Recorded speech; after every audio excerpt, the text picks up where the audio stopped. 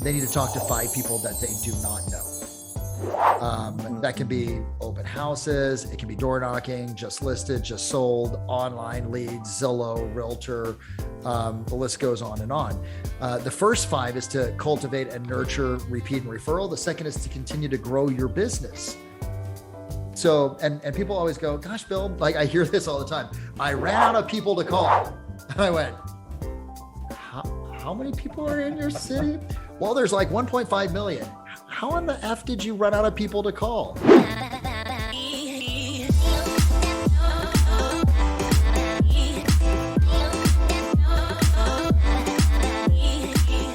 If the only times that I call you are times when I ask you, who do you know that wants to buy or sell, would you really believe that I have your best interest at heart? Probably not. And so no matter what story I'm telling, you're not believing it. And then I always leave this one for last. This is authenticity.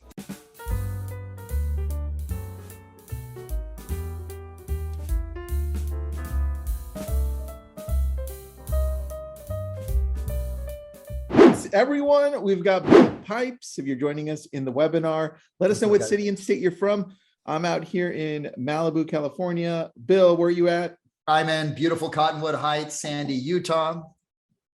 Love it. Thank you. And you must love hiking out in your areas. So I love hiking, skiing. It's why I moved here, man, was to actually have the chance to unplug. As much as I love Southern California, I didn't hit the beach as much as I wanted to. And now I've got the mountains and I can just hit the mountains really easily. And there's no sand in my feet afterwards. That's right. But I That's sand right. is good sometimes, man. Well, thanks for joining us here. And if you're in the Facebook group, hello as well. And let's get into this. We're just talking about how you want to leave no agent behind, and that in the current mix of where the housing market is in the shift, you love being in here because it empowers you to help more agents, right? So tell me about that, man. You know, as you and I started our conversation today, there's a wonderful scene in The Godfather. I think it's Godfather 2, where Tom, who is the brother, the adopted brother, is a consigliere. He's the person that the attorney he goes to. He gets fired from the role by Michael. And he says, why am I getting fired, Michael? I've always been there for you. He goes, hey, Tom, I need a wartime consigliere. You're not a wartime consigliere. And when I was talking to you, Tristan, I said, it's not that I love this time, right? I don't love seeing agents scared, nervous, struggling, et cetera. But I'm made for this time. These are the moments that I know I'm made to step up. I'm a wartime consigliere. I am someone that when it gets tough like this, the best part of me comes out. And I think that there's a lot of agents out there that are that way as well too. So, not celebrating, hey, the market shifted. It's, but I am looking at it going, how much opportunity is there? And I'll be damned. I think, and I said this as well too, I don't care if it's me, any of me or John or Dan Beer or any of the other, we'll call them contemporaries or competitors that we have in the space of personal coaching and training for real estate agents. All of us need to have one mission, and that mission needs to combine front, right, of myself, Dan, Tom, Ferry, Mike, Ferry, Brian Buffini. We all need to come together and go, we're on Operation No Agent Left Behind. Which means if there's an agent that says, I'm willing to do the work, I'm willing to do whatever it takes, that they should not become a body on the side of the road of the shifted market, period. And that for me is a shout out and an actual invitation to every single trainer out there that we get on board with this together, guys. You know what I mean? So. Yeah, I agree with that. It doesn't matter what brokerage you're with either. I think we all need to do this together. So great point on that. So tell us, where do we start? Is it really the mindset shift first? Is that where we go to, or where would you start? So what a great question. I think the very first, and this is something that I've been preaching. Not that I had a crystal ball, but I really dig into data. And I remember, Tristan, back in September, when was I on with you and Pavel? It was like November. It was like September-ish. September-ish, November. Yeah. And I remember the market had done this little flip, right? Coming out of August into September, we saw more price reductions. We saw listings sitting 4 to 5 days longer. Yeah. And it made me go, oh shit, man, something's coming, something's, that's like the little rogue wave that comes in before the big set comes in, you know what I mean? And I'm like, And then all of a sudden the market just caught fire again all the way through until February, to the point that I was like, shit, man, did I miss this? Did I really get this wrong? And then all of a sudden we saw it, the change happen gradually. Then suddenly in May and April, it just was like, wow. So I've been really hammering this home with everyone that I coach and everyone that I work, and all of my coaches that coach for us as well too with Agent Academy, is we need to control the narrative that is going on for our clients, for our past clients, and for our marketplaces, because the media is busy doing right now what the media does: scare, fear, etc., so that they can sell more marketing dollars to be able to have you watching.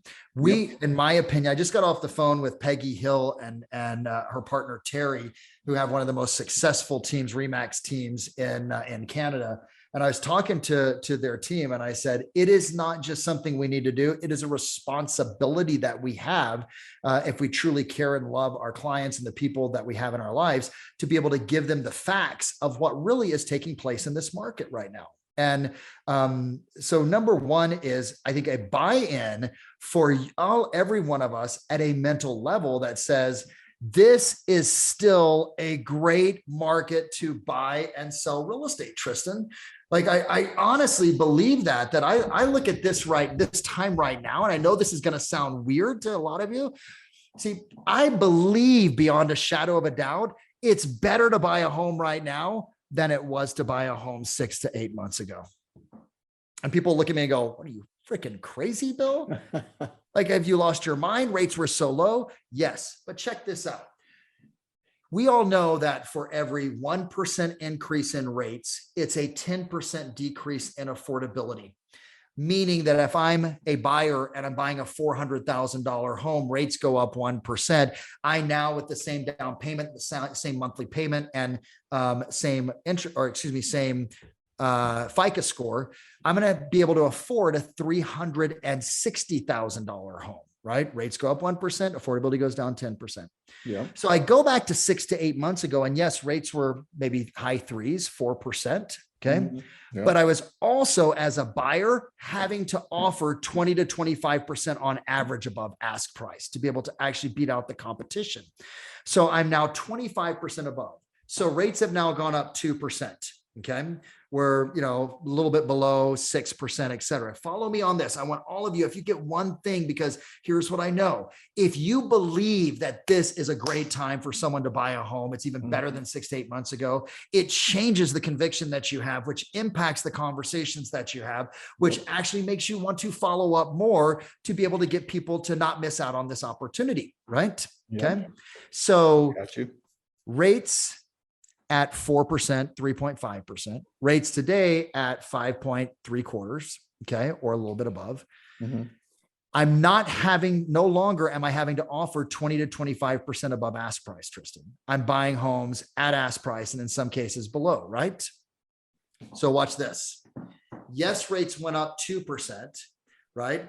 But I'm now not having to offer 25% above ask price. I'm able to offer at ask price. 20% loss of affordability, but 25% less on what I have to offer. I am in a better position as a buyer by 5%. Does that make sense? It totally makes sense, man. And people don't look at that. They just go, oh, rates have gone up. But you got to look at the holistic component of the market. And yes, you may be paying a higher interest rate right now, right? But in 2024, which is when the Fed is expecting to make sizable cuts in interest rates again, right? Then you can refinance. And now you bought this house at more of a discount, right? In less competitive environment. So when you get that and you start to believe that this market and that real estate is still going to go up, it's going to go up 9% this year, 4.74% next year, according to, those 6 economic leaders, Zillow, Fannie, Freddie, CoreLogic. 3%, 3%, 3% all the way through. We're just going to see some normalcy, but I don't know about you. I invested in this company called Voyager. Okay. Right? They're a cryptocurrency based, coin based exchange. I put a good amount of money in it. I'm down 98% on my investment. I'm down. That's pretty big. I'm like, dude, I should be proud of that. I couldn't have done that if I wanted to, right? But my real estate holdings are still increasing. They're still moving forward. My personal residence, my investment properties, everything else, man. So when you have that belief and control the narrative, brother, with yourself, then you all of a sudden become more influential to get people to be able to believe that they're making the right choice. And on the flip side, for a seller, you've got to believe that it's the right time to sell because inventory will be increasing. Even though prices will be going up, you're going to have more competition, more price reductions, et cetera. So control the narrative first with yourself so that when you get those opportunities, when someone says, are you sure it's a good idea? You've got that conviction. But then number two is to get your dialogues down, to be able to know the market, know the data, both on a macro level and a micro level, right? To be able to talk market trends, like I just did with you guys. 9% this year, 4.74 next year, 2025, 3.85% increase in values, 3.5%. When you can position yourself like that, and you have all that data, Tristan, right? Which I love that you guys put on lab coats all the time. I now become the go-to expert versus CNN, Fox, or CNBC, or any of that other shit that's out there right now. That's so true, man. That's a very, very good point, because if we don't become that voice of reason, they go and find that voice of a reason. And that reasoning is based on emotion and fear coming from the media, because that's their job, right? So that's a really good point, man. I love that approach because it forces you, once you start shifting it, to focus on opportunities instead of focusing on, well, there's another problem, right? And it just changes the way you live. What a great point, Bill. Do you know what's really interesting, bro, is I did a bunch of research on the Great Recession, right? And there were 17% more millionaires coming out of the recession than there were going into the recession. And the average increase in net worth of millionaires was a 19% increase. So you had 17% more, and the group increased their net worth by 19%. And I just looked at that and I said, yes, a recession doesn't have to mean a housing crisis, but it also doesn't necessarily, it means there's incredible opportunities. I loved selling real estate in 2009, 2010, and 2011, man, because it was a skill-based market. So true. When I look at what I'm pushing all my clients and coaching them on, what I'm teaching at our events, is really how to get back to some of the evolved dialogues and scripts to be able to have effective conversations that create certainty for buyers and sellers to take the necessary actions that they need to, right? So very true. Now, the event that you're talking about, that's Sales Mastery. Yeah, brother. Right. And that's in what, 2 weeks or so? It's coming right around the corner, July 18th, 19th, and 20th at the Red Rock Casino in Las Vegas. So is there a link for that you have? Yeah, there is. I can put it in here as well too. It's really simple. It's Agent Academy Sales Mastery. Perfect. Get that one in there. And then I'd love to see everyone there. And dude, that's just going to be a boot camp. I mean, really, it's going to be strategic in terms of what you need to be doing from your lead gen, lead conversion, presentation models, et cetera. But it's also, I mean, you've been to one of these events, man. It's scripts and dialogues, because I really believe that what you say matters. How you say it is necessary. And here's what I would invite everyone to look at is 2020, even 2019 and 2021 for sure. The market was the influencer. The market was the influencer, right? And meaning that the market influenced people to take action. Now we as agents have to get back to having influence over clients, and influence isn't a bad thing. It's just being able to find out what someone needs, wants, and desires, and to use the skills that you've developed to be able to move them through the natural resistance and concerns that they have, right? Yeah. And unfortunately, and we'll talk about some dialogues I think everyone needs to be having, because I want everyone to walk away from this with something that they can go, I'm going to execute on this. these last couple of years, we didn't really need a lot of skills. You need this, and I'm not taking anything away from the hard work and the drive and the determination that a lot of agents actually had, but a seller came to us, said, do you want to sell? I want to sell my house. You go, cool. What do you want to list it at? 10% above the last sale. Cool. Great. And then you had multiple offers. You just needed to show up, man. That's right. You barely needed to show up. That right? is so true. You know what? I noticed that in the shift, talking about what you're talking about, because it's so important on the script, on what to use on the dialogue. Yeah. A couple of months ago, I had one of my agents that's newer say, hey, so the house hasn't sold in 2 weeks. I'm scared of approaching the seller. Can you take me through that? And it hit me. I was like, oh yeah, we're back to normal. This is normal. But so many people got in the business. So many of you that may be listening got in the business in the last 3-4 years. And we never had normal. We've had the greatest real estate economy that we've seen over the course of the last 3 or 4 years. And definitely for the last 11 years, it's been the longest bull run for real estate ever. And even us old dogs have forgotten, like, what do we say on a price reduction? Let me go through it again. What was that dialogue again? I was watching Mike Ferry, man. And Mike Ferry's like, we've been getting a lot, Mike, like very, like, he's like 80, like late 70s. I love that he's still doing what he's doing. Big shout out to him. He was like, I've been getting a lot of calls for my price reduction script. I'm like, dude, because it still works. Because it still works. And so again, it's going back to some fundamentals. If I think about, circle back around, if I think about, bro, a lot of those millionaires that were made in researching what they did, they went back to the basics of their business. They did, and they studied to see where there was opportunity in the marketplace. They filled those gaps effectively, and they executed and acted quickly when they saw the opportunity. And I really look at that for all of us is the same thing. We have got to get back to fundamentals of business. I have coached a lot of people that Tristan, who are just probably mostly everybody. Yeah, and they're just badass mofos and women and men and women. I love every single one of them, whether I work with them now or worked with them in the past. What I would say to you guys is this, and just listen carefully.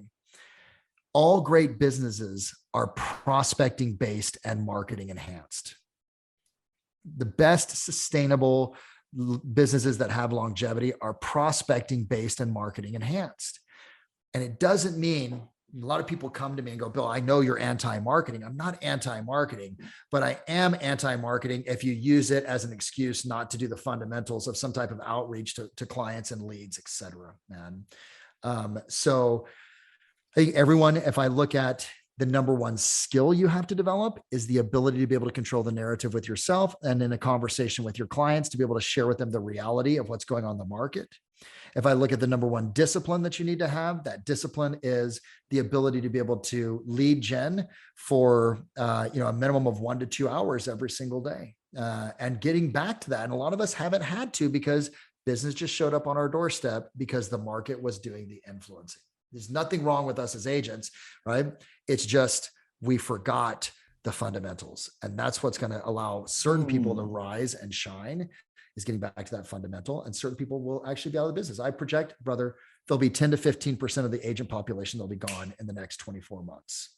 Yeah, I could totally see that because they haven't honed their skills to actually be what you said, which I love, prospecting based and marketing enhanced. So tell me about the prospecting based. If we want to have that as a base, what does that look like on the prospecting side? What would you include in those pillars? So this is interesting. I call it the 3x5 plan, right? Okay. And I'll go through this, and I'd love to get into some dialogues for everybody as well too. The 3x5 plan is this: every single day you're going to talk to 5 people that you know. You need to cultivate, you need to nurture those relationships of past clients, your sphere, have those conversations. I think right now, more so than ever, Tristan, it's really important to be able to actually be there to control the narrative for our friends, our family members, our past clients, so they feel comfortable and confident in their decision and they're not in a fear base. So that call is really simple. It's, hey, can I please speak to Tristan? Hey, Tristan, it's Bill Pipes over here with XYZ Real Estate. Hope you're doing fantastic. How are you guys? Oh, Bill, we're great. What can I do for you? Well, Tristan, I'm sure you saw what happened in the last 30 days with what the Fed did in raising rates. And, you can't escape all the talk about the real estate environment and market. And I wanted to personally give you a call and just, find out what questions do you have that have come up with everything that you've seen that's taken place. Yeah. And I'm just going to answer questions. Well, what's this doing with the market? Now, this is where I have to know my shit. I have to have my micro data of the marketplace for my MLS, what the trends are 6 months ago, how many homes were for sale, how many homes were selling every 30 days, how many new listings were coming on the market, how many price reductions compared to right now, so that I can give data over drama. That's one of my mottos, man. You give data over drama, right? Dude, what are all these cool little things you've got, man? Prospecting based and marketing enhanced, and now data over drum. I'm gonna have to borrow these and give you credit, all right? Dude, for sure, brother, man. Absolutely. And so I have that conversation with them. And at the end, here's the other piece that I've really began to notice. If you go back to the NAR stats, okay, they established that the top 3 reasons that people were selling back in the heat of 2021 was, number 1, we needed more space. That's still the same. That's always one of the number 1 drivers. But what had moved into the number 2 position on what people were selling was because they wanted to capitalize on the equity appreciation that they had. They wanted to grab that and do something with it. Number 3 was because they had a life change. And number 4 was because they wanted to invest.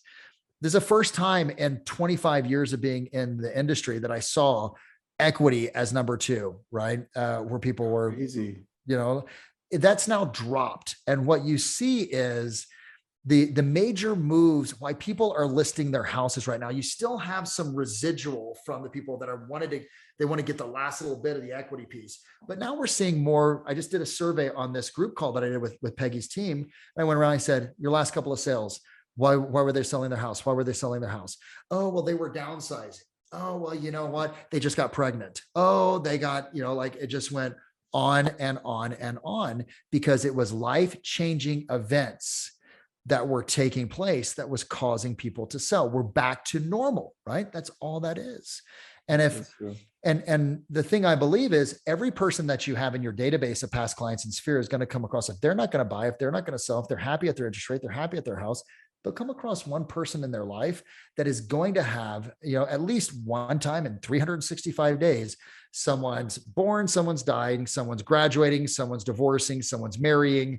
You just go on. They'll come across that one person, and that one person will need the service of a great agent.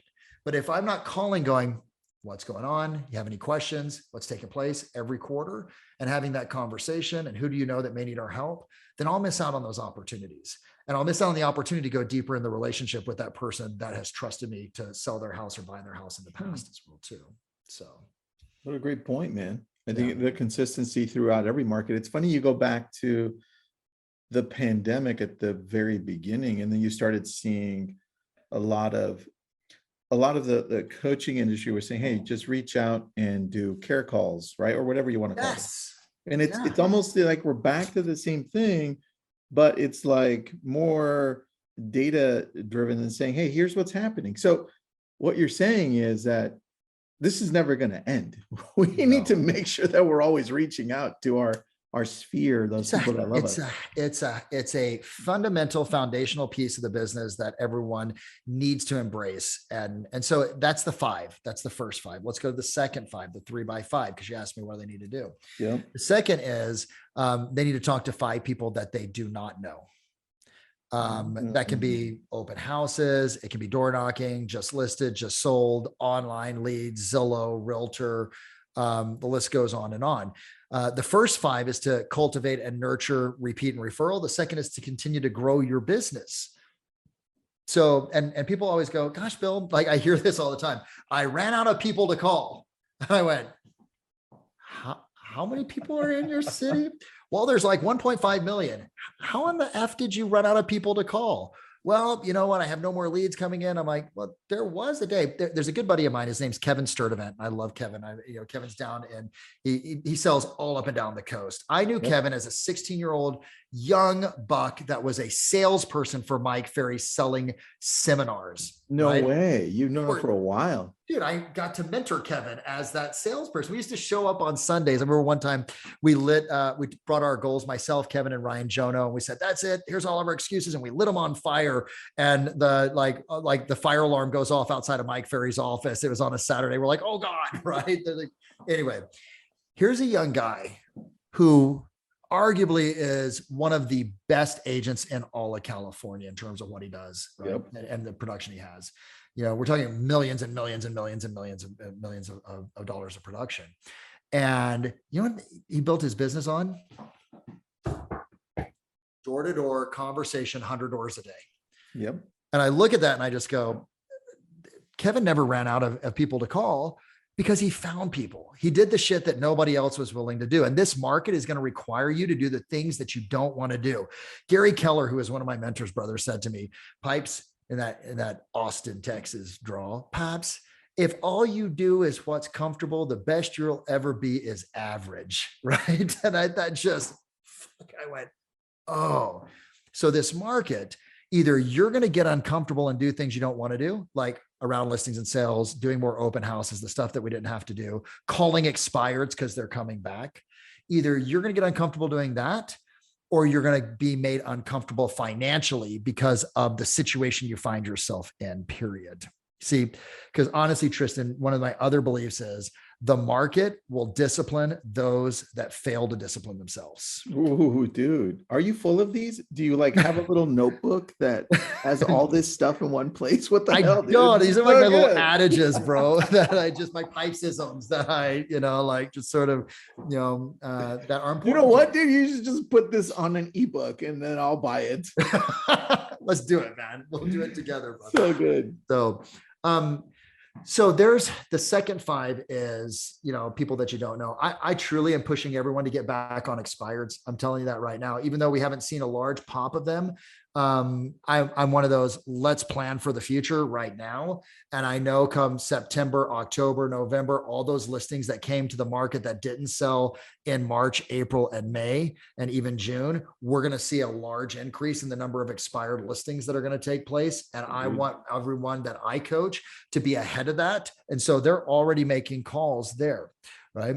And then obviously online leads and everything else. And then the last 5 is, you talk to 5 leads every single day that you've spoken to prior to that said, call me, we're going to buy, we're going to sell in 6 months, 5 months, 3 weeks, whatever, so that you can actually move those to appointments. So what it is it's nurture, right? It's nurture, build, convert.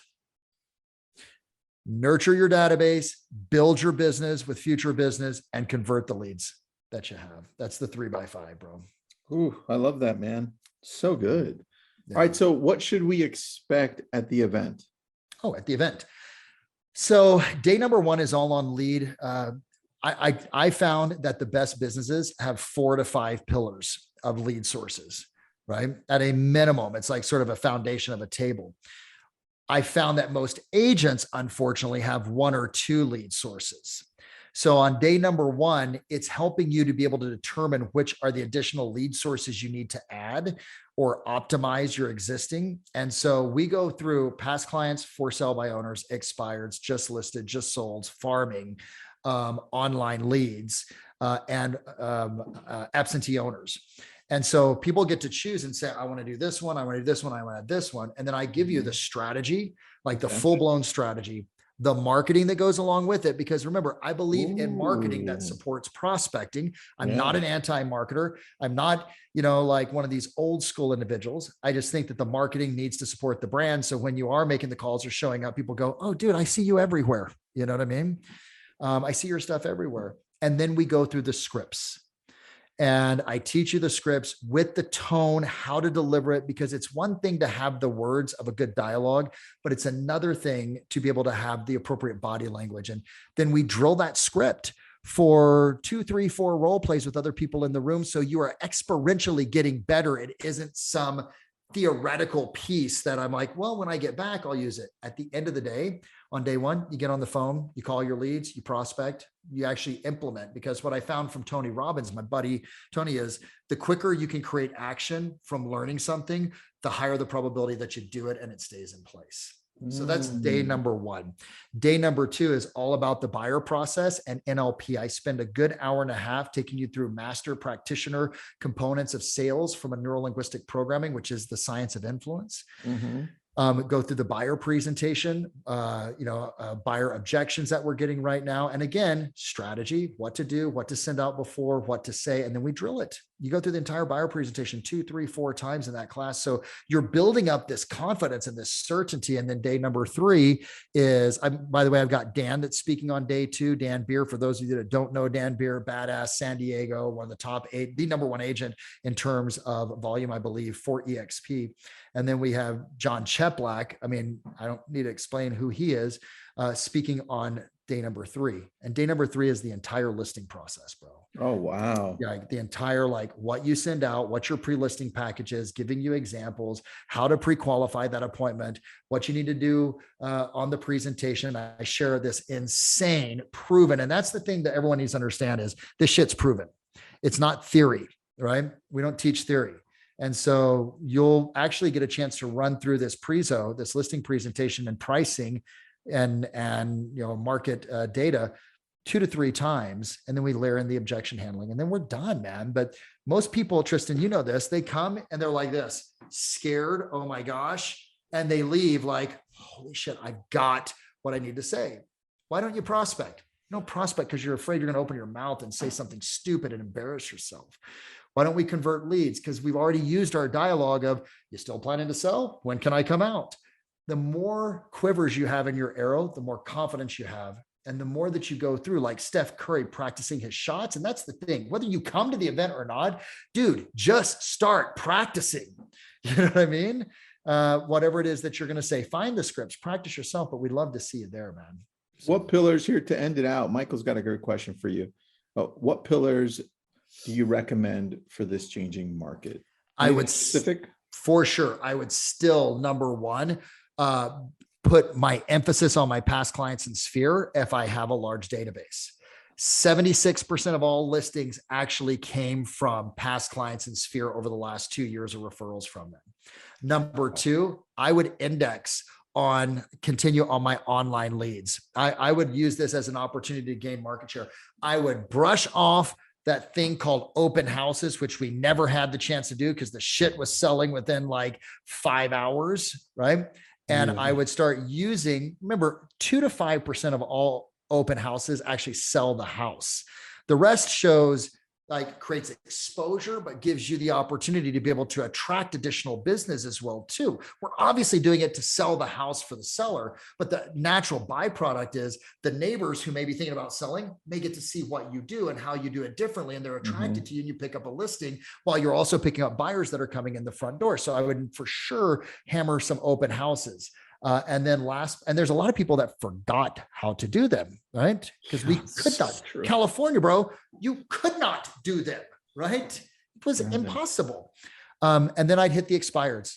Honest to goodness, I would start hammering and working on expireds again, because by the time that agents start to recognize the expired market is back, there's going to be a group of people that have been 6 months on it and have fucking cashed in, man. Oh, 100%, man. I'm already seeing some great agents going back to it, picking up Red X and saying, okay, yes, expireds for sale. Red X. Yeah, totally. What a great point, man. Yeah.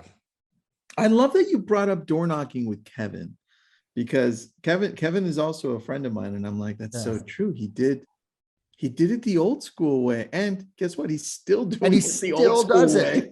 Dude. He just had 200 million in volume just this month. And you know what? Here's the thing I love about Kevin. People see him and they see the Ferrari and they see the great like VW bus and all the shit that's going on. But what they don't see is the grit and determination that young man like has shown over the course of the last 7, 8, 9 years, the leadership. Yeah. Here's the thing, guys. you've got to be willing. And this, Kevin's a perfect example of this. You've got to be willing to do the things that no one else is willing to do if you want to have the things that no one else will ever have. Kevin put his ego aside. Like, there's so many luxury agents that like, I would never go door knock. You know what I mean? And Kevin's like, no, I'm going to do this. It's duplicatable. It's predictable, right? Using those great Mike Ferry foundations that you have, which I believe in wholeheartedly. He went out there and he gritted and grind. And that's what this market will demand, you know? And because you're telling me, be willing to do the things no one is going to do and do it repeatedly. Like over and over. That's it, dude. And trust that it's going to work even 90 days. Like, it's going to take you 90 days for shit to really start to crack loose. But when it does, wow, you know? I agree, man. Always awesome. We need to do this a little more often instead of like only twice every year. Okay? Twice and forever. Let's do that. We should have you back after the event and we can kind of break down what happened and be like, I would love to, for sure. Let's set that up. I put in the link as well. And we'll blast this out to everybody on our newsletter and let them know to also sign up. Hey, I have a question. Is this is only live, or are you guys going to play part of it virtually? It's only live. It's only live. We're sort of toying around with the whole virtual idea, you know what I mean? But maybe just one day virtual. Yeah, we haven't quite decided right now. Like, it is just a full in-person event. Okay. You know, like I said, I am so committed. I watched my mom, who is an amazing badass woman, struggle in real estate. And I watched her, like, she didn't fail. She just had to go back to what she did before that she was more successful in. Yeah. And I watched her in tears one night, day before my senior year, upset that she felt like she hadn't done as great as she wanted to do. And she was working for First Team for Cam Lewis, right? And back when it was First Team, called First Team. Yeah. And I never knew it at that moment, but that was a defining moment for me. And I come back to that even right now, because I think that there's going to be moms and dads out there who don't make the change, that don't come to the event, that don't do plug into whatever trainer it is that's recommending what you need to do. And they're going to end up in tears someplace, and their kids are going to see them. And when that happened to me, I looked back and I went, fuck that, man. I never want anyone to go through what I went through at 17 years old, watching my mom do that, and thinking, what can I do? And whatever. And so, like, here's what I would say to you. If not us, and you don't come to the event, do something. I'd love to see you guys there. Keep plugging into LabCoat. Keep asking questions. Keep spending time with people who inspire you and do more than you. Stop listening to the dumbasses that are in the office if you go into the office, because they're not fucking selling real estate anyway. Excuse my language, right? And find someone that is either a mentor, a coach, or someone, because guys, there's going to be bodies on the road. There's going to be blood in the water, but there's also going to be incredible opportunity for those individuals that are smart, keep their head about them, control the narrative, build their skills, over-index on their disciplines, and have the right strategies. And that's all of you, or you went beyond this right now. Okay. Dude, what a great ending to this. I appreciate that, man. I feel your passion, by the way. I don't even have to be in the same room. I feel it. I'm freaking committed, bro. And I thank you, Tristan, for all that you do, brother. I mean, your plate is so full. Anytime I think, man, I'm busy, I think, look at Tristan. He's got LabCoat, he's got his team, he's got this, got all this that's going on. So it's all fun, brother. I appreciate you, and just keep doing what you're doing, man. So thanks, man. Well, we'll have you back. When is this? July? Let me check. Yeah, July 18th, 19th, and 20th. You want to do the last week of July? I end the event on the 20th, do coaching calls on the 21st, 22nd, and then I'm in Puerto Vallarta for 10 days, baby. All right. August. In August. Yeah. Okay. Sure. We'll bring you back for August. I would love it, brother. Okay. All right. And you guys can always reach out to me. Thanks, brother. Appreciate you, man. Thank you, all of you, for joining and watching. Okay.